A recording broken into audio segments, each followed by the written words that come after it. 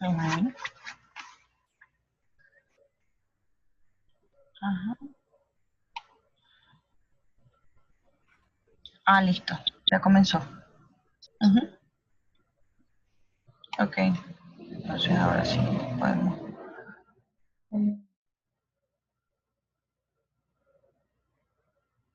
Sí, no lo he cambiado porque es que esta computadora es una computadora prestada. Por eso no he cambiado el idioma. Ujú. Sí, ahí está.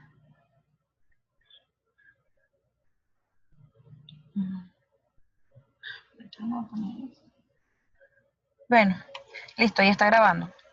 Entonces, bueno, vamos a comenzar con la presentación.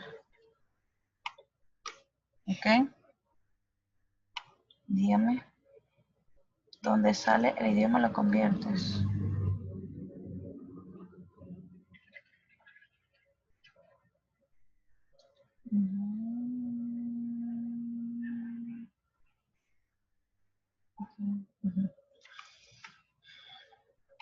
Ok, vamos a iniciar.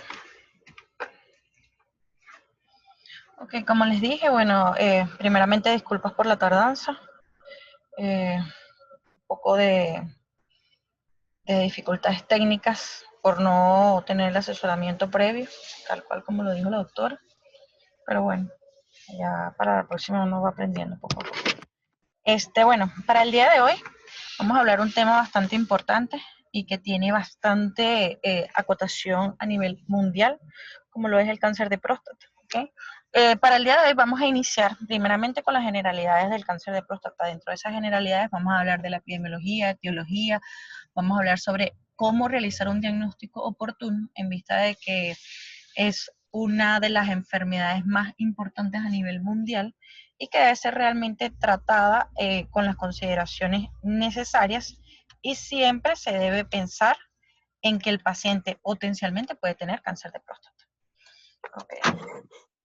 Para comenzar, primeramente, dentro de todo lo que es el bloque del cáncer de próstata, vamos a hablar tanto del diagnóstico, cómo hacer un diagnóstico oportuno, como también, dependiendo de eso, determinar si el tratamiento que se va a realizar va a ser médico o quirúrgico. ¿Ok? Y esto es lo fundamental que nosotros como residentes y los especialistas debemos saber para poder tomar en consideración todas las demás directrices que vamos a tomar con cada uno de los pacientes que veamos en la consulta. En cuanto a la epidemiología, bueno, es importante saber que es el segundo más común de los cánceres en el hombre, después del cáncer de pulmón, pero realmente el cáncer de próstata ha tenido un auge y un aumento importante debido a la cantidad de screening que se han realizado, ¿ok? Y esto hay que tomarlo en consideración del punto de vista epidemiológico, ya que al hecho de ser el segundo cáncer más común, pues obviamente se debe pensar al momento en que el paciente vaya a la consulta urológica. También se dijo en el 2012 que se diagnosticaron 1.1 millones a nivel mundial de pacientes que presentaban cáncer de próstata. Y en consideración a esto, me refieren, la Sociedad Europea de Urología, me refiere que va aumentando progresivamente dependiendo de la década de la vida, hasta llegar a un punto en que más del 59% de los pacientes mayores de 79 años puede llegar a presentar cáncer de próstata. Es importante también las diferencias geográficas que según el área específica en donde se encuentran los pacientes pueden llegar a tener una mayor prevalencia de presentar cáncer de próstata.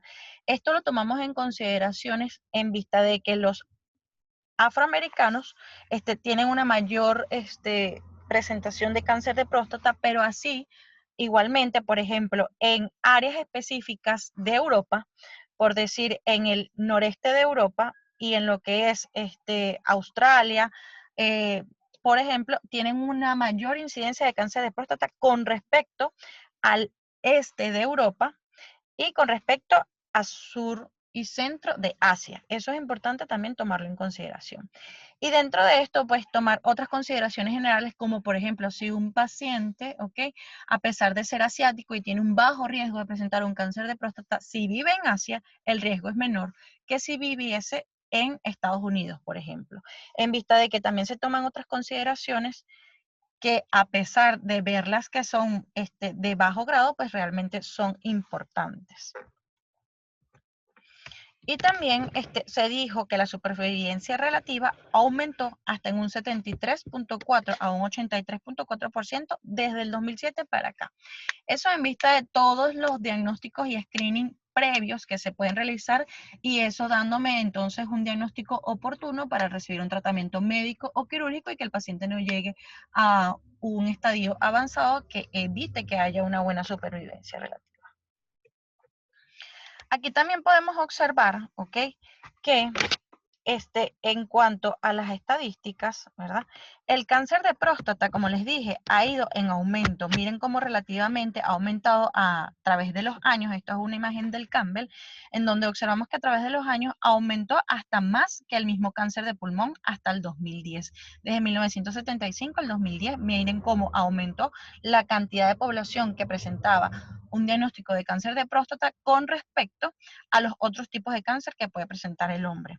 Asimismo, aquí podemos observar, ¿ok? Donde me habla de que dependiendo de, como lo dije anteriormente, la descendencia geográfica también me va a aumentar o no la incidencia y a su vez la mortalidad de que el paciente presente un cáncer de próstata. En cuanto a la etiología, bueno, se estima que el 15% de los cánceres de próstata tienen factores genéticos involucrados.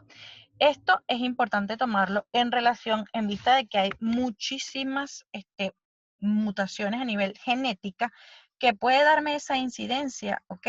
De cáncer de próstata. Asimismo, es necesario tomar en consideración pues que lo más fundamental son los factores no modificables. Estos factores no modificables nosotros tenemos que tomarlos en consideración al momento de evaluar cualquier paciente en nuestra consulta. Dentro de estos factores no modificables tenemos pacientes afroamericanos que ellos, del punto de vista biológico, ¿okay? Tienen una mayor predisposición de presentar cáncer de próstata. En vista de que, bueno, no solamente se habla de que han sido factores genéticos, sino que también tienen que ver con lo que es la estructura financiera, la educación, la cultura y la detección temprana del cáncer de próstata. Eso también lo toman en consideración para pacientes con este tipo de descendencia. Asimismo, se dice, como lo hablé anteriormente, que la incidencia aumenta a medida que la persona se va aumentando en décadas, ¿ok? Los pacientes seniles tienen mayor porcentaje de presentar cáncer de próstata y también lo que hablamos de estos factores genéticos, ¿ok? Involucrados en donde me dice que dependiendo del el tipo de conexión que exista entre tu familiar directo, puede haber un aumento del riesgo de presentar cáncer de próstata, ¿ok? Dentro de esto vemos que si el padre ha sido afectado en 2.17, si ha sido un hermano afectado en un 3.37, si es un familiar de primer grado, ¿ok? Es un 3.34% y así sucesivamente. Cómo va cambiando el riesgo relativo de presentar cáncer de próstata. Esto es importante tomarlo en consideración al momento de nosotros realizar lo más importante, como lo dice nuestro jefe de servicio, que es la anamnesis. La anamnesis es fundamental para nosotros realmente dilucidar lo que nos hablan del cáncer de próstata, como lo son estos factores no modificables, que no se nos pueden olvidar al momento de realizar la consulta urológica. Asimismo, existen muchos otros factores de riesgo, ¿ok? En los cuales nosotros podemos considerar que son factores que pudiesen estar relacionados con el cáncer de próstata. De ello se habla mucho tanto en las pautas europeas como en nuestro libro Mater, como lo es el Campbell, en donde me habla, por ejemplo, en el síndrome metabólico, que existen componentes individuales de la hipertensión arterial y de lo que es el índice de masa corporal que pueden estar asociados a un riesgo significativamente mayor de presentar cáncer de próstata. Asimismo, por ejemplo, pacientes que estén recibiendo tratamiento para diabetes mellitus, como por ejemplo la metformina, que se encontraba con una disminución del riesgo de cáncer de próstata. Entonces, aquí podemos ver que existen como ciertas diferencias significativas entre el síndrome metabólico y el tratamiento, pero sí es importante saber que, por ejemplo, si un paciente tiene un síndrome metabólico, pero recibe otro tipo de hipoglicemia antes que no sea la metformina, entonces realmente aumenta el riesgo, pero si recibe la metformina puede llegar a disminuir el riesgo de presentar cáncer de próstata. Asimismo, niveles de colesterol, obesidad. Se dice que no se ha demostrado una asociación totalmente exacta para lo que es el cáncer de próstata, pero sí habla de que esos resultados no demostraron que había un riesgo preventivo si el paciente, por ejemplo, le daban un tratamiento con estatinas para disminuir los niveles de colesterol, pero sí podía existir un menor riesgo en pacientes en donde la obesidad no estuviese presente, ¿ok? Asimismo, existen otros factores dietéticos que dentro de estos factores dietéticos me hablan mucho, ¿ok? De algunos tipos por ejemplo, si el paciente come muchas carnes rojas, si el paciente consume mucha cantidad de azúcar, y todo viene relacionado por lo mismo que hemos hablado anteriormente. Pero realmente no hablan con exactitud de que algún tipo de dieta pueda disminuir o no el porcentaje de cáncer de próstata. En cuanto a medicamentos hormonales, por ejemplo, la testosterona, ¿ok? Un análisis demostró que los hombres con concentraciones muy bajas de testosterona libre, 10% aproximadamente más bajo de presentar los niveles de testosterona libre, tienen un promedio por debajo de riesgo de presentar cáncer de próstata. Esto, ¿verdad? También nos habla de cómo nosotros posteriormente en el tratamiento que vamos a realizar en los pacientes con la supresión hormonal, de que eso se va a hablar más adelante también, puede llegar a dilucidar en que no en cuanto al riesgo de la presentación, sino en cuanto al hecho de que el paciente presente riesgo de cáncer de próstata. Esto no sé qué pasó aquí, pero bueno.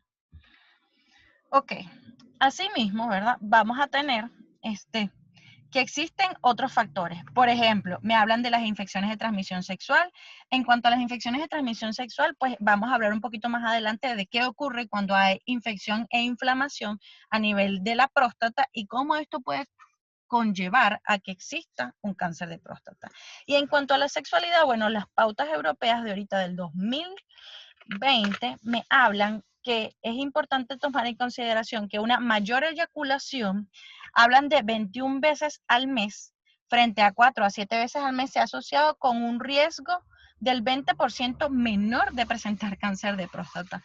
Esto, por ejemplo, para los hombres, cuando nosotros hablamos con ellos, tenemos que dar esas consideraciones necesarias, porque realmente es algo que se ha visto que se ha aumentado en un 20% menor el riesgo de presentar el cáncer de próstata, pues es importante que ellos tomen esa consideración.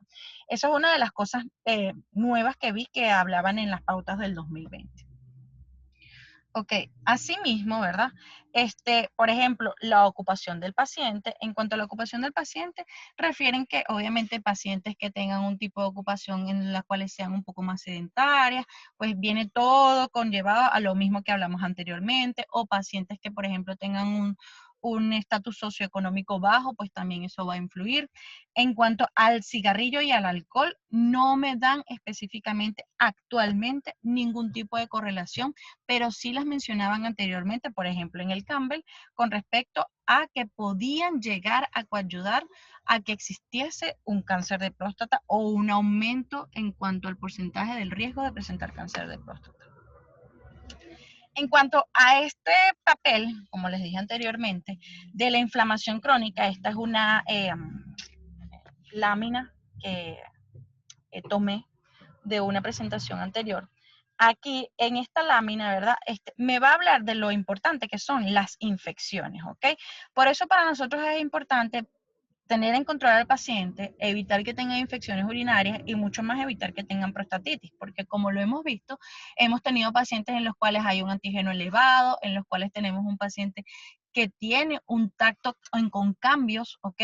Ligeramente aumentados en cuanto a la consistencia, y de aquí es donde viene esto a tomar consideración. Cuando hay un proceso infeccioso, ¿verdad? Ese proceso infeccioso produce una inflamación. Esa inflamación, ¿verdad?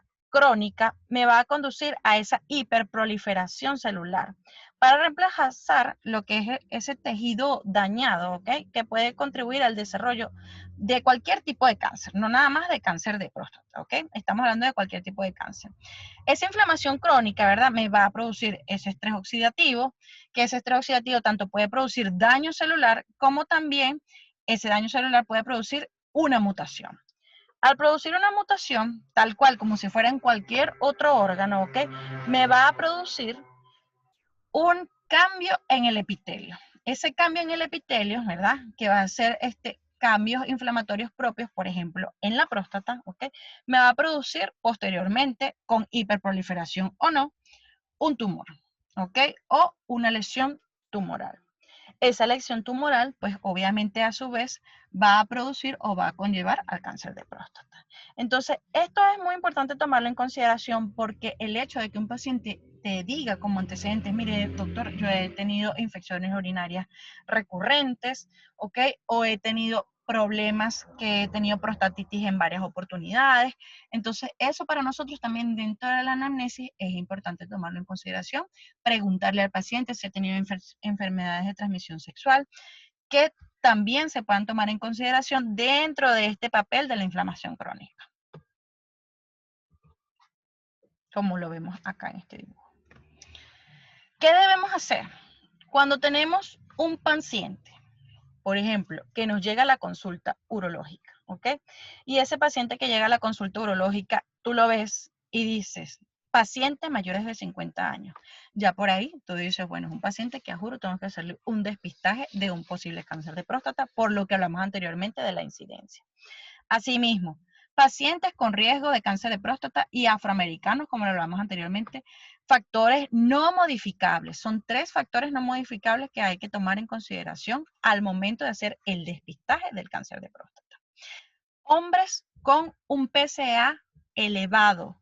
Este PSA elevado se toma en consideración en ciertos sentidos. Ejemplo, si es un paciente que es menor de 40 años o que tiene 40 años y le hicimos el antígeno prostático porque tiene factores no modificables y el paciente tiene un PSA mayor a 1 nanogramo sobre decilitro, es un paciente que nosotros necesitamos investigar más por qué razón, a pesar de que no es cáncer específico, pero sí es órgano específico, tenemos que ver qué es lo que está causando que exista a ese nivel un aumento del antígeno prostático, ¿ok? Asimismo, si es un hombre que es mayor de 60 años y es lo que hemos hablado, que haya un aumento del PSA mayor de 2 nanogramos por decilitro, eso también nosotros lo vamos a tomar en consideración para nosotros decir, este paciente está dentro de una zona gris en el cual ya hay un aumento con respecto al valor normal del antígeno prostático y eso nosotros tenemos que investigarlo, sea para una enfermedad benigna o maligna, pero que hay algo que está realizando un aumento del antígeno prostático causado por algo en la próstata. En cuanto al diagnóstico, ¿verdad? Los pacientes generalmente cuando tienen cáncer de próstata son asintomáticos, ¿ok? Generalmente, no siempre es así. Pero los pacientes tienen cualquier síntoma, como lo habló anteriormente mi compañero en el seminario anterior, ¿ok? Pueden tener síntomas del tracto urinario inferior, que pueden ser leves, moderados o severos. No a juro tienen que ser severos para que el paciente sea un cáncer de próstata. Y lo más importante es la historia clínica. Dentro de esta historia clínica nosotros vamos a tomar en consideración eso, ¿ok? El hecho de que el paciente nos diga todos sus antecedentes personales, nos diga a qué se dedica, veamos si tiene algún antecedente de importancia, hipertensión, obesidad, diabetes, qué tipo de tratamiento recibe, el tipo de dieta que recibe, lo que es el estatus social, si tuvo antecedentes familiares de cáncer de próstata, a qué se dedica el paciente. Todo eso es importante que nosotros lo tomemos en consideración global, ¿ok? Luego de eso, pues lo que, aparte de hacer un examen riguroso generalizado, que eso siempre es importante, no es que el urólogo va directo al grano, pero sí es importante que el urólogo haga por lo menos un examen exhaustivo de todo lo que es la parte genitourinaria y podamos evaluar de que no exista ninguna otra patología que esté causando algún síntoma por el cual el paciente venga. Y el examen dígito rectal. En cuanto al examen dígito rectal, vamos a hablar ahorita un poco de él. También los valores de antígeno prostático, como lo vimos para el despistaje de cáncer de próstata, porque estamos hablando específicamente de esto, pero todos los pacientes que nos llegan a la consulta pueden tener un cáncer de próstata. Por eso es importante que dentro de todo lo que se habló anteriormente en el diagnóstico de enfermedades benignas, también se complemente con para que tengamos un cuadro generalizado de cómo vamos nosotros a tratar a los pacientes individualmente. Y la biopsia prostática. Esto es lo que se hace para el diagnóstico del cáncer de próstata. Dentro de esto, ¿verdad? Del diagnóstico, podemos tener un localmente avanzado o un avanzado. Y cuando hay pacientes que tienen un localmente avanzado o avanzado, ahí sí la mayoría de los pacientes presentan síntomas. ¿Qué síntomas pueden llegar a presentar pacientes que tengan un localmente avanzado o un avanzado en el cáncer de próstata? Pueden presentar dolor óseo, anemia, una insuficiencia renal crónica, pueden llegar a presentar retenciones agudas de orina, no tan solo porque tengan una hiperplasia prostática benigna elevada, ¿ok? Y pueden llegar a tener pérdida de peso. Y esto es importante, pacientes que nos lleguen mayores de 50 años de edad, que tú veas que tiene o no un antecedente de importancia, pero tenga un dolor óseo, tenga anemia, pérdida de peso, tú lo veas en unas condiciones que no son óptimas, inmediatamente tú tienes que pensar, a este paciente tengo que realizarle un despistaje de cáncer de próstata porque lo más probable es que tenga una patología de este tipo. Es difícil que por ejemplo, otros tipos de cáncer te den un dolor óseo tan importante. El otro que da dolores óseos tan importantes es el cáncer de pulmón en hombres. Entonces, como son los dos cánceres que más son comúnmente, pues si el paciente nos llega al punto de la esfera urológica, pues obviamente nosotros vamos a dedicarnos al despistaje de que sea o no un cáncer de próstata.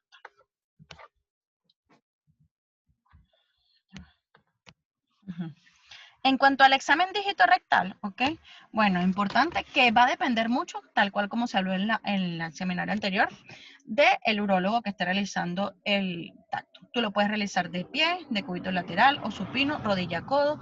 Puedes realizarlo de diferentes posiciones. Lo importante es que el urólogo se sienta en confianza y en una posición cómoda para él y para el paciente para poder realizar un examen exhaustivo. No es nada más tocar la próstata y decir, ah, sí, la próstata la tienes grado 1, grado 2 o grado 3, o la tienes grande, hay que operarte. Sino que es importante tomar en consideraciones como la movilidad. Esto es fundamental para nosotros en el despistaje del cáncer de próstata. La temperatura, porque si hay pacientes que llegan a tener una próstata hipertérmica, que es difícil que la tenga hipertérmica y permita un tacto rectal, pero puede ocurrir, eso nos puede hablar de que en ese momento hay un proceso infeccioso o inflamatorio asociado. La consistencia, en cuanto a la consistencia, como hemos hablado en el seminario anterior, las próstatas normalmente son fibroelásticas, ¿ok? Y tienen una consistencia remitente, pero en los pacientes con cáncer de próstata o que puede estar asociado a una inflamación crónica o el cáncer propiamente dicho, existen cambios en la consistencia, pueden haber ligeros aumentos en la consistencia, que puedan ser específicos de un lóbulo o del otro, que puedan ser bilaterales, pacientes que se le puedan presentar nódulos, ¿ok? Que puedan presentar induración o que ya tú sientas la próstata pétrea, que ya ahí tú dices, bueno, ya aquí por el tacto rectal patológico, ya eso es directo para hacer una biopsia, que ya vamos a hablar un poco más de eso. En cuanto a la simetría, también es importante, si hay un lóbulo más grande que el otro, eso también nos va a dar a nosotros una consideración con respecto así el paciente puede llegar a presentar un cáncer de próstata porque esté aumentado por un nódulo que así no lo palpes, puede estar presente y eso está causando la asimetría de entre los lóbulos.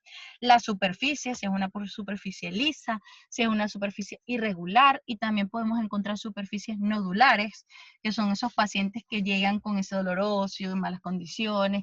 Cuando tú le haces el tacto, realmente tienen una superficie nodular. Y el tamaño. Con respecto al tamaño, ahí sí no existen cambios significativos si el paciente tiene o no un cáncer de próstata. Puede ser una próstata grado 1, puede ser una próstata grado 2, una próstata grado 3, y en las tres puede haber cambios en todas las demás características que se hablaron anteriormente y ser de diferentes tamaños y ser un tacto patológico que amerite un diagnóstico histológico para despistar el cáncer de próstata. La sensibilidad de este estudio, que es un estudio que todos lo tenemos a la mano porque todos lo podemos realizar, lo único que necesitamos es tener el buen auge con el paciente, ¿verdad? Tiene una sensibilidad del 45 al 90%, dependiendo de la experiencia del observador, y una especificidad del 62 al 74%, con un valor predictivo positivo del 13 al 69%. Todo esto va a depender de si el paciente, de la experiencia del observador y de la manera en cómo se evalúe la próstata de cada uno de los pacientes.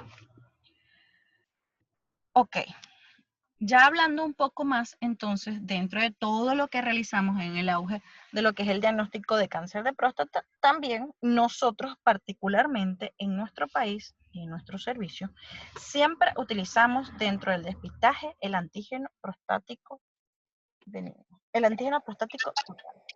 Dentro de esto, bueno, las consideraciones generales es importante tomar en consideración algo. A nivel mundial, ¿ok? Y más específicamente a nivel de Europa, por ejemplo, las guías europeas nos hablan mucho de que hay que explicarle al paciente primeramente, antes de indicarle, ¿ok? El antígeno prostático, todas las consideraciones que pueden ocurrir si el paciente se realiza el antígeno, ¿ok? Porque no es como acá, que si tú te realizas el antígeno y te pierdes por 3 años, no hay problema, ¿no? Si es en otros países, ok, si el paciente se compromete a realizarse el antígeno prostático, debe comprometerse de que si existe algún cambio o hay algún resultado que no sea el esperado para el paciente, debe realizarse inmediatamente todos los demás estudios subsiguientes, y eso en otros países, incluyendo Venezuela, pues incluyen muchísimos costos que si el paciente no está apto o no los quiere aceptar, simplemente no se realiza el antígeno prostático. Y también si el paciente dice, mire, yo tengo 69 años de edad, estoy en el límite, por decirlo de esa manera, 69 años de edad, si me realizo el antígeno, me sale que tengo un aumento elevado, entonces, puedo llegar a tener un cáncer de próstata. Y tengo una supervivencia después del diagnóstico mayor de 10 años de vida. No me lo voy a realizar, porque no quiero saber, porque igualmente puedo llegar a tener una supervivencia mayor de 10 años de vida y no quiero realizarme el antígeno prostático.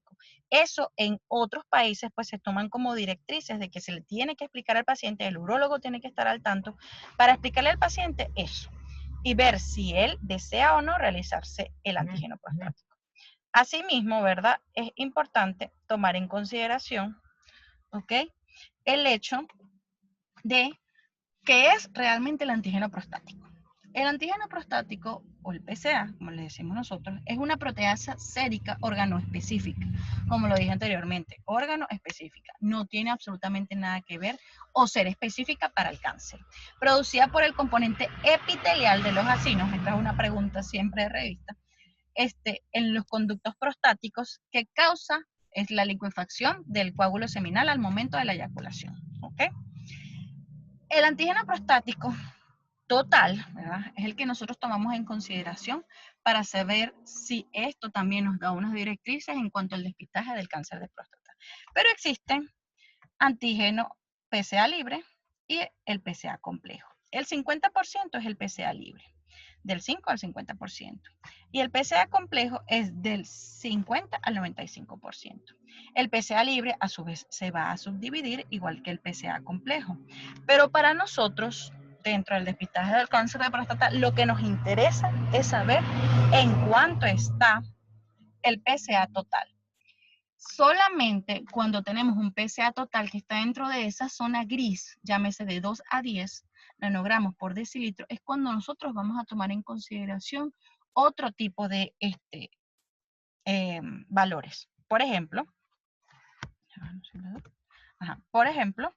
los valores de referencia, como lo hablamos, lo ideal es que sea menor a 2, ok, es lo normal. Cuando hay un resultado dudoso, que es lo que hablamos de una zona gris, ok, que es de 2.5 o 2 a 10 nanogramos sobre decilitro, es importante calcular dos cosas: la densidad del PSA y la relación porcentual entre el antígeno prostático total y el libre. Esa relación porcentual, lo normal, ¿verdad?, es que sea mayor al 18%. ¿Ok? Si tenemos un paciente de 69 años de edad, un tacto rectal patológico, tenemos al paciente que tiene un antígeno en 3 y la relación me da 18%. El hecho de que tenga un tacto rectal patológico ya nos habla de que lo más probable es que exista un cáncer de próstata y que debamos realizar una biopsia prostática, al igual así el valor esté dentro del resultado dudoso. Porque ya el hecho de que tenga un tacto rectal patológico es criterio patoneumónico de biopsia. Y si tenemos un caso que sea mayor de 10 nanogramos sobre decilitro, entonces vamos a hablar de que es un caso sospechoso. ¿Por qué decimos que es un caso sospechoso y de una vez no decimos, bueno, ya tiene 10 o mayor de 10, ya ese hecho es que tiene un cáncer de próstata? Porque existen esas enfermedades o esas inflamaciones previas crónicas que pueden existir antes de que se desarrolle el cáncer de próstata, y esa hiperproliferación o esa actividad que esté ocurriendo a nivel del órgano específico me puede elevar igualmente los valores de antígeno prostático total. Entonces, como vemos, esos pacientes con relación que tengan un aumento me va a dar lo más probable que sea una biopsia positiva en un 56%. ¿Qué otras cosas pueden alterar su valor y son importantísimas que se le digan al paciente? No es que nada más, señora, hágase estos exámenes, antígeno prostático total y libre y me los trae. No. Que el paciente tenga previa abstinencia, aproximadamente dicen las guías europeas, de 72 horas mínimo. No tenga infecciones tanto urinarias como prostáticas, por lo que hemos hablado anteriormente de todo lo que puede ocurrir, que como es un órgano específico me puede aumentar el valor total del antígeno prostático. Dependiendo de la actividad ocupacional del paciente. Ejemplo, si es un paciente que es un motorizado, entonces el señor dura todo el día sentado en una moto y va para allá, y va para acá, y va para allá. Puede llegar a tener un tipo de estimulación prostática que no va a ser inmediata, pero sí puede llegar a aumentar los valores del antígeno prostático. O si es ciclista, igualmente puede llegar a aumentarlo. Y el tacto rectal. El tacto rectal, que exista una estimulación a nivel rectal que me pueda llegar a conllevar esa cascada de la que hablamos anteriormente, de cualquier tipo de inflamación, sea por tocar, hacer un tacto rectal nosotros, ¿ok? Previamente, o porque haya tenido una relación sexual en los pacientes, por ejemplo, homosexuales. Eso nosotros tenemos que tomarlo en consideración para decirle al paciente que esos factores pueden llegar a alterar el valor normal del antígeno prostático. En cuanto a la densidad del PSA, ¿verdad? En la densidad del PSA nosotros la tomamos muchísimo en consideración cuando tenemos esos cambios, ¿ok? O cuando existen esas directrices diferentes en los pacientes. ¿Por qué? Porque dependiendo de eso, nosotros vamos a decir si el paciente realmente entró de esa zona gris, puede llegar a tener o no un cáncer de próstata. La densidad del antígeno prostático específico es a nivel de el suero dividido por el volumen de la próstata. Cuanto mayor sea la densidad del PSA, es más probable que el paciente tenga un cáncer de próstata. ¿Ok? Y entonces quiere decir que el valor normal es menor a 15. Y en cuanto a la velocidad del PSA, que también es importante tomarla en consideración, ¿por qué razón? Si nosotros tenemos un paciente que estamos controlando, por decir un ejemplo, desde que tiene 55 años de edad y el paciente se hace todos los años su antígeno prostático total y llega a haber un cambio en cuanto a la duplicación o velocidad del PSA, ese aumento que puede ocurrir puede a nosotros decirnos que está ocurriendo en cuanto a órgano específico un cambio a nivel de la próstata, y esto puede darnos a nosotros prendernos un bombillito de que puede estar ocurriendo algo. Por ejemplo, si el paciente cuando lo empezamos a tratar tenía 1.2, lo tratamos al siguiente año, aumentó a 1.8 o 2, y posteriormente va al cuarto año y en vez de tener 1.2 como tenía en el primer antígeno prostático, el paciente tiene 5. Ese cambio, ¿ok? O ese tiempo de duplicación que ocurre exponencialmente en cuanto al PSA total a lo largo del tiempo me va a hablar de que puede haber un factor pronóstico de que ese paciente tenga un riesgo relativo de presentar cáncer de próstata. Esto debido a eso, por eso es que lo ideal es que el paciente se case con el urólogo y en dado caso que no se case, siempre tenga una carpeta ordenada en donde tenga todos los antígenos anuales para que nosotros podamos también tomar eso en consideración.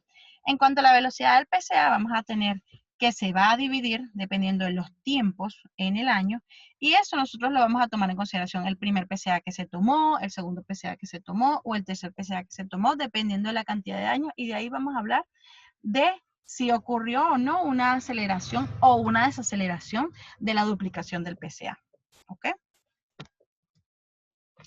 Esa velocidad de recambio sin hiperplasia prostática, ¿ok? Es de 0.04 por año, es lo normal cuando hay un crecimiento prostático benigno o una hiperplasia prostática de 60 a 85 años. Lo normal es que haya una velocidad de 0.07 a 0.27 por año y cuando se sugiere que hay un problema o un cambio de lo que es el crecimiento prostático, ¿ok? Que pudiese estar asociado a cambios inflamatorios, a un proceso infeccioso o a sospechar de un cáncer de próstata, tiene que ser mayor al 0.75 nanogramos por decilitro que ocurra ese cambio o esa velocidad de duplicación del PSA con respecto a los resultados previos. ¿Ok? En cuanto a esto, ¿verdad? Me dice que, bueno, lo ideal, ¿ok? Lo ideal de esto es que no sometamos a todos los pacientes sin asesoramiento previo a realizar un antígeno prostático, ¿ok? Porque eso es fundamental, que el paciente sepa realmente qué es lo que tiene o qué puede llegar a tener, ¿ok? En cuanto a ofrecer otra estrategia individualizada adaptada al riesgo para la detección temprana, a un paciente que fue bien informado, a una sobrevida menor de 10 a 15 años, es algo débil, porque lo ideal es que igual, así tú le digas, mire señor, usted puede llegar a tener una sobrevida mayor de 10 años, así tenga un cáncer de próstata y usted no se quiere hacer el antígeno, pero si se lo hace y vemos y le hacemos el diagnóstico, podemos ponerle un tratamiento oportuno, sea quirúrgico o médico, y puede llegar a darle una mejor calidad de vida, que no sea nada más 10 a 15 años, ¿ok?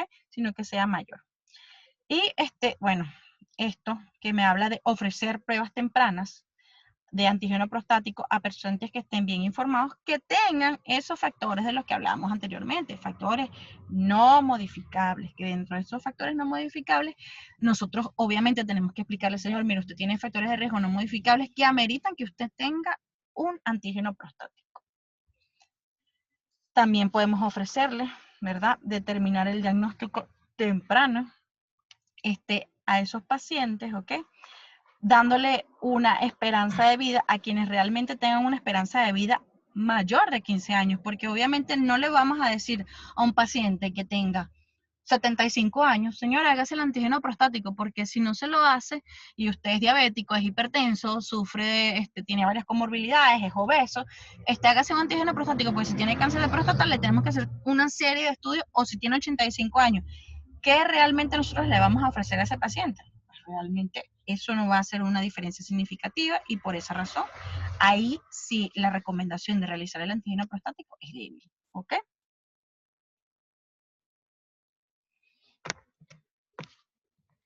En cuanto a los biomarcadores, ¿ok? Existen varios biomarcadores a nivel mundial, ¿ok? Que se utilizan para lo que es el despistaje del cáncer de próstata. Realmente estos biomarcadores son bastante costosos realizarlos para todos los pacientes, pero sí se realizan en algunos sitios, ¿ok?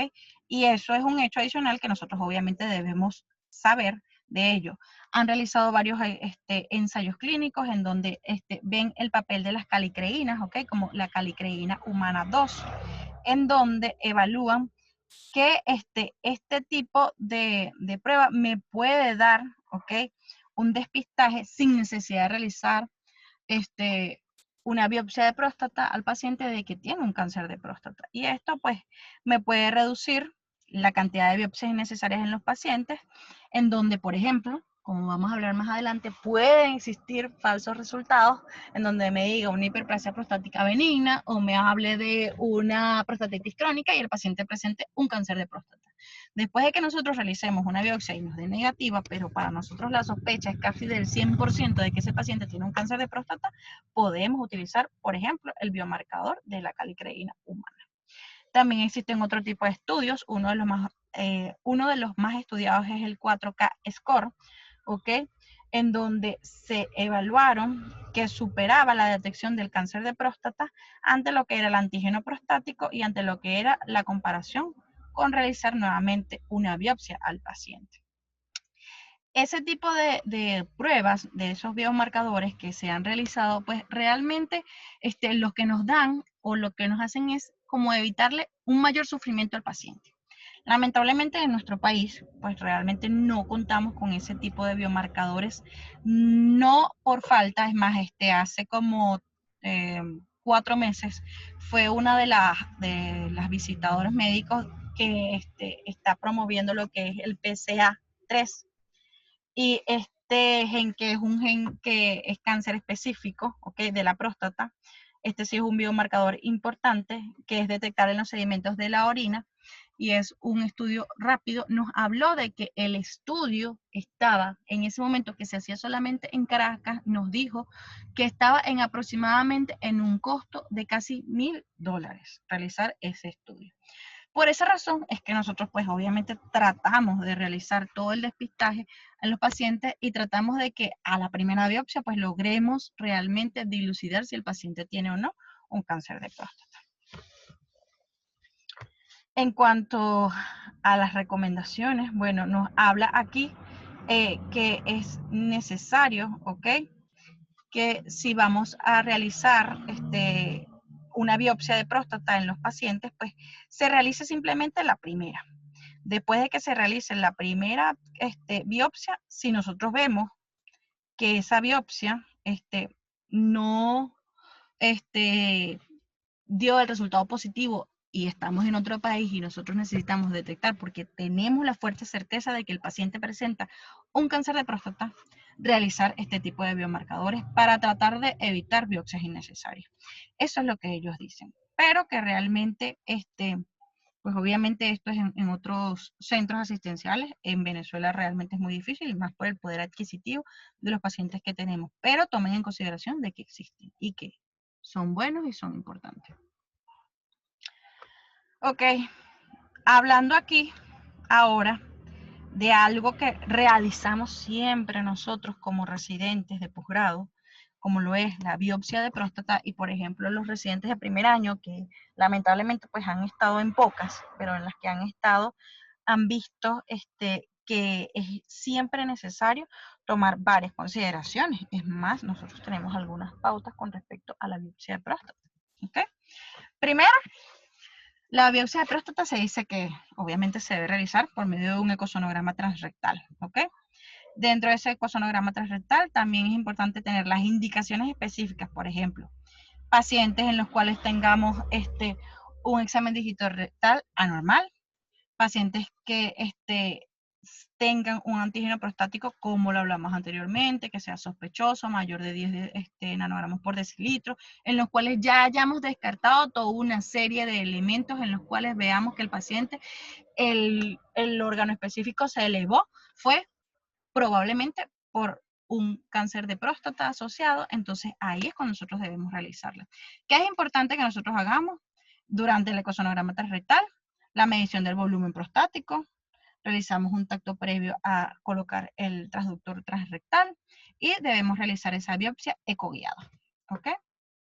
Si llegase a haber un absceso prostático, también podemos utilizar el eco transrectal. Y en pacientes que también tengan hematospermia, también podríamos realizar una biopsia de próstata. Infertilidad. En cuanto a la biopsia, este es un paciente, por ejemplo, que no sé qué tantas imágenes han visto ustedes, muchachos, por ejemplo, los residentes de primer año, con respecto a las imágenes del cáncer de próstata, pero sí es importante que ustedes tomen en consideración cómo se ven las imágenes del cáncer de próstata. Podemos ver imágenes sugestivas en donde haya un aumento en la hiperrefringencia de la cápsula prostática, ¿ok? En donde hayan cambios, se va a ver imágenes que son o hipoecogénicas o muy hiperecogénicas. Preferiblemente las imágenes que son hipoecogénicas son las imágenes que nosotros podemos dilucidar más, que sean típicas o que sean específicas de que ahí puede ser donde esté asentado el cáncer de próstata. Se pueden ver imágenes nodulares o microcalcificaciones y se puede ver un nódulo específico. Si se logra ver un nódulo específico, pues lo ideal es que obviamente tú tomes todas las muestras y que de ese nódulo tomes más muestras, ¿ok? Al momento de realizar la biopsia. También podemos ver otras imágenes en donde la cápsula se vea con una disrupción, ¿ok? En donde uno piense que haya una invasión o no vascular o a las vesículas seminales, ¿ok? Y también que hayan cambios muy heterogéneos en lo que es la próstata. Cuando veamos más adelante, pues podemos seguir comparando todas esas imágenes al momento de nosotros tener un paciente que le vayamos a realizar una biopsia de próstata. Aquí hay otras imágenes, como ven aquí los cambios, ¿ok? Específicos. Es diferente a como vemos una biopsia por eco transvesical, pero igualmente vemos que se ve todo, se debería ver todo lo que es la próstata bien definida, debería verse, no se deberían ver disrupciones y no debería haber tanta heterogenicidad dentro de la imagen visualizada a través del eco. Si vamos a realizar la biopsia, como le dije, las indicaciones que hablamos previamente, ¿ok? En cuanto a la técnica, vamos a hablar un poquito ahorita de esto. Posteriormente, el procesamiento de las muestras y qué complicaciones pueden haber al momento de realizar la biopsia de próstata. En cuanto a las indicaciones, un tracto rectal patológico, una elevación del antígeno prostático total, en ausencia de infecciones del tracto urinario, prostatitis y retenciones agudas de orina previa. Porque las retenciones agudas de orina previa, si el paciente tuvo una retención aguda de orina, puede llegar a tener todo lo demás anteriormente mencionado, y en ese momento lo ideal es no realizar en esa oportunidad ni el antígeno prostático, porque no es que tú le pones una sonda al paciente y de una vez le pides el antígeno prostático, algo que también hemos discutido mucho, tanto en revistas como en la consulta, de que hay que esperar, ¿ok? De que baje el proceso inflamatorio por todo lo que se habló anteriormente, todo lo que, las cascadas que pueden llegar a ocurrir por cualquier tipo de estimulación prostática. Llámese inflamación, infección o simplemente evaluación. En cuanto a la técnica, anteriormente se utilizaban diferentes maneras para tomar la muestra de próstata. Es más, antes se hacía una simple sextante. Actualmente, y todas las pautas hablan de que la primera biopsia de próstata que se debe realizar es la doble sextante, ¿ok? Cuando realizamos una doble sextante, que es la imagen que tenemos aquí en el cuadro C, ¿verdad? Vamos a realizar como una división imaginaria de la próstata al momento de realizar la visualización por el eco, ¿ok? En esa visualización tenemos que dividir primero la próstata en los dos lóbulos, el lóbulo derecho, el lóbulo izquierdo, y evaluar específicamente cuál es cuál, ¿ok? Al hacer eso, nosotros vamos a tomar en consideración entonces, ¿ok? ¿Cómo vamos a realizar la punción? ¿Ok? Debe realizarse en una posición cómoda para el paciente de cúbito lateral, ¿ok? O utilizando o colocando las rodillas sobre el abdomen, y debemos realizar primeramente un tacto rectal en el paciente en el cual tratemos de dilatar un poco la ampolla rectal para poder introducir el instrumento. Posteriormente preparamos todo el instrumental para poder realizar obviamente la biopsia y introducimos el instrumento. Al nosotros evaluar esas imágenes que anteriormente mostré, nosotros tenemos que tratar de subdividir la próstata en nuestra imagen. Al subdividirla, realizamos, ¿ok? Sistemáticamente para tratar de no colocar en el mismo sitio la aguja, sino tomar diferentes muestras y realizar 6 muestras del lóbulo derecho y 6 muestras del lóbulo izquierdo. Tratando, como les dije, de hacer énfasis en los sitios en donde se visualice que hayan imágenes o áreas diferentes o cambios diferentes al resto de la próstata. Por ejemplo, si hay un nódulo o por ejemplo, si hay una imagen hipoecogénica que me pueda dar sospecha de que ahí sea el sitio de asentamiento del cáncer de próstata. ¿Ok? Después de que yo haga las punciones, ¿ok? Yo tengo que procesar los frascos por separado, que eso creo que se me cambió la lámina. Tengo que procesar los frascos por separado, lóbulo derecho de un lado, lóbulo izquierdo del otro, y realmente anotar específicamente para que no exista duda, porque después esa biopsia o ese reporte de biopsia es el que realmente me va a dar a mí muchísimos valores importantes que me van a dar en consideración tanto la estadificación del paciente como el tipo de tratamiento que le voy a colocar al paciente cuando tenga el diagnóstico del cáncer de próstata. En cuanto a las complicaciones, después de que nosotros le retiramos el traductor al paciente, le decimos que descanse un poco, lo mantenemos ahí en la camilla, tenemos que hablarle de estas complicaciones. ¿Por qué razón? Primero, son comunes, ¿ok? Son muy comunes. Y aparte, porque son comunes, porque el paciente no sabe todo lo que le puede ocurrir y porque la mayoría de las veces, ejemplo, en nuestro país, la hacemos de manera ambulatoria y con anestesia local. ¿Ok? Entonces, ¿qué tipo de complicaciones puede presentar el paciente? Hematospermia en un 37.4% es una de las causas más comunes que puede dar.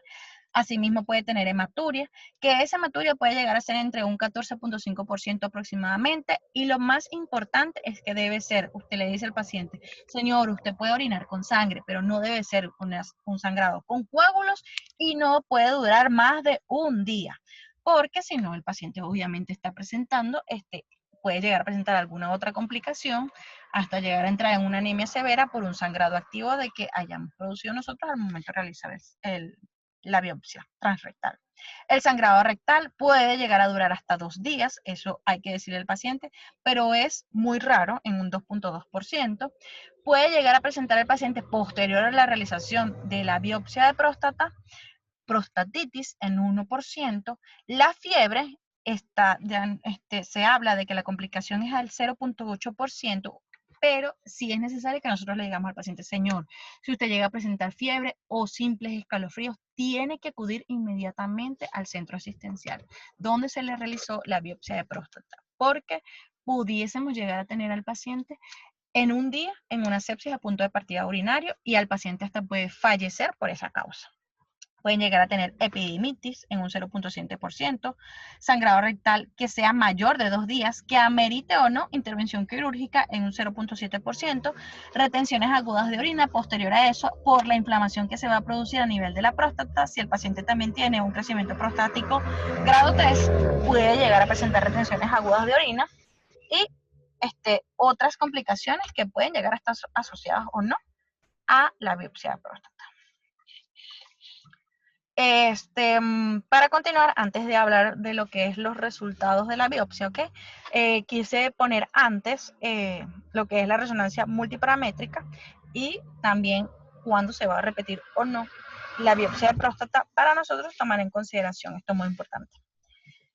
La resonancia multiparamétrica, bueno, para nosotros es fundamental.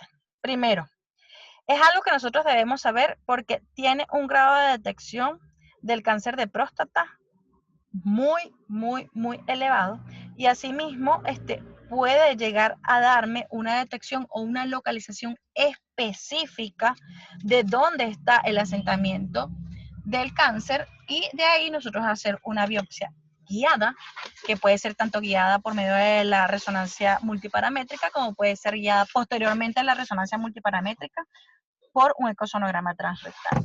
Pero esto es fundamental para mí, que nosotros tengamos en consideración eso. Se han hecho muchísimos metaanálisis con respecto a las biopsias multiparamétricas, a las biopsias que se hacen posterior a la resonancia multiparamétrica, y me hablan de que su especificidad es muy elevada y la sensibilidad a su vez también. Nos hablan que hasta en un 95% tanto de sensibilidad como de especificidad.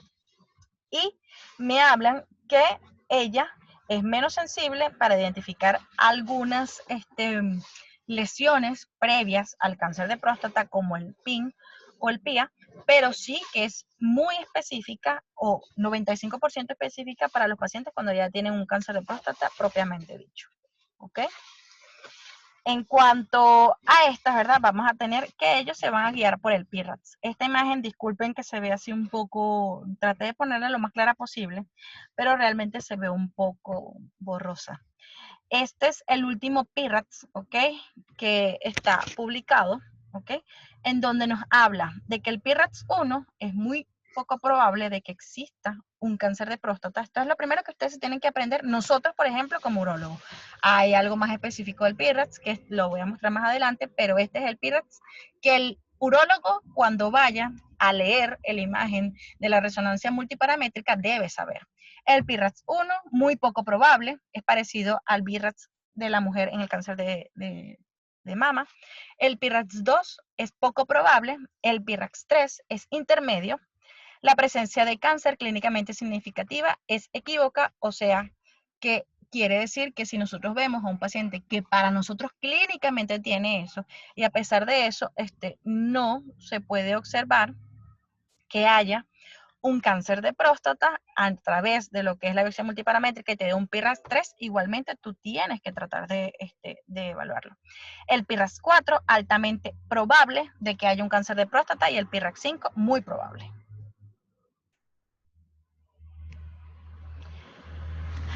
Esto, como lo hablamos anteriormente, me da ese score y me habla de cuándo, por ejemplo aquí que está la definición igualmente como la anterior, pero aquí me habla es cuando, por ejemplo, es más dada por, dependiendo del tipo de imagen que se vaya a ver en la resonancia, pero eso es más del punto de vista imagenológico. Aquí, ¿verdad? Me va a hablar de lo que es la estandificación y cómo me la va a reportar el imagenólogo. Él me va a hacer este screen, entonces nosotros lo que debemos hacer es que si vamos a realizar una biopsia de próstata, podemos tomar en consideración el área. Entonces, por ejemplo, me dicen, no, mira, está en el 2P. Entonces nosotros ya sabemos que en el 2P es donde nosotros vamos a realizar un mayor auge o un mayor toma de muestras al momento de realizar la biopsia guiada, tanto sea por la biopsia multiparamétrica o posteriormente con un eco transrectal. ¿Cuándo realizar la rebiopsia? La rebiopsia es bastante importante tomar en consideración que para poderla realizar realmente el paciente primero tiene que habérsele dicho previamente eso. Señor, puede ser que al momento de nosotros realizar la biopsia, como se hace una doble sextante, pueda llegar a existir cambios, ¿ok? O diferencias significativas o que simplemente no salga que tiene un cáncer de próstata, pero nuestra sospecha es muy elevada y sea necesario realizar una rebiopsia. Entonces, cuando hay una elevación del PSA en ausencia de una infección urinaria, prostatitis, retenciones agudas de orina o persistencia de esa elevación del antígeno prostático. Entonces nosotros vemos al paciente, el resultado de la biopsia, negativo. ¿Qué hacemos? Indicamos un nuevo antígeno prostático. ¿Cuándo lo indicamos? Mandamos al paciente a ver si, por ejemplo, pudiese tener una prostatitis crónica. Entonces le ponemos tratamiento por 21 días de antibiótico y posteriormente volvemos a repetir al mes el antígeno prostático. Si continúa elevado, es necesario realizar la rebiopsia. O hasta puede elevarse, es necesario realizar la biopsia nuevamente. Cuando hay un examen dígito rectal prostático anormal, hay que realizar la rebiopsia porque ese paciente tiene un cáncer de próstata que no ha sido evaluado en la primera biopsia. Y cuando hay una proliferación acinar atípica, el riesgo es mayor a un 10% de presentar un cáncer de próstata que no se haya visto en la primera biopsia. Cuando hay una neoplasia intraepitelial, que son los PIN, de alto grado, en más de 3 cilindros, el riesgo de presentar cáncer de próstata es hasta en un 29%. Y cuando hay un PIN de alto grado con glándulas atípicas, eso es sospechoso de un ADC de próstata hasta en un 80%. Quiere decir que no a juro la biopsia te tiene que salir positiva para que tú pienses que el paciente tiene un cáncer de próstata o que te quedes tranquilo. Ah, no señor, dio una hiperplasia prostática benigna, chévere, vamos a operarlo. No, hay que tratar de evaluar bien al paciente para nosotros tomar o no en consideración eso. Y si hay un carcinoma intraductal, pues obviamente ya eso me habla de que hay un cáncer de próstata. El riesgo es mayor al 90%, a un alto grado asociado, y lo ideal es realizar la biopsia nuevamente. Y que la resonancia multiparamétrica dé positiva después de haber realizado una primera biopsia negativa. Nosotros le mandemos a realizar la biopsia multiparamétrica y nos diga, mire, si en la posición 3P, hay un cáncer de próstata. Nos diga un PIRAT5 o un PIRAT4. Biopsia prostática. Me puede dar benigno o negativo para malignidad. Entonces, ¿qué me puede reportar a sí mismo? Me puede reportar inflamación granulomatosa, un PIN de alto grado, un PIN de alto grado con las células atípicas, sospechosos de adenocarcinoma, que vimos anteriormente que hasta en un 85% pueden ser cáncer de próstata, un enfoque de glándulas atípicas, lesión sospechosa de adenocarcinoma microacinar atípico, proliferación sospechosa de cáncer y adenocarcinoma. Esto nosotros tenemos que saberlo, no de que, bueno, sí, no dio malignidad, entonces, señor, bueno, tranquilo, si no tiene retención aguda de orina, si no tiene síntomas elevados, si la próstata es grado 1, bueno, nos vemos en un año, señor, me vuelve a traer un antígeno. No, tenemos que nuevamente realizar la biopsia de próstata. Y para eso, entonces, posteriormente, si nos da malignidad, nos va a hablar es del Gleason. Si nos da el resultado de la biopsia, ¿ok? En donde nos habla del Gleason, ¿verdad?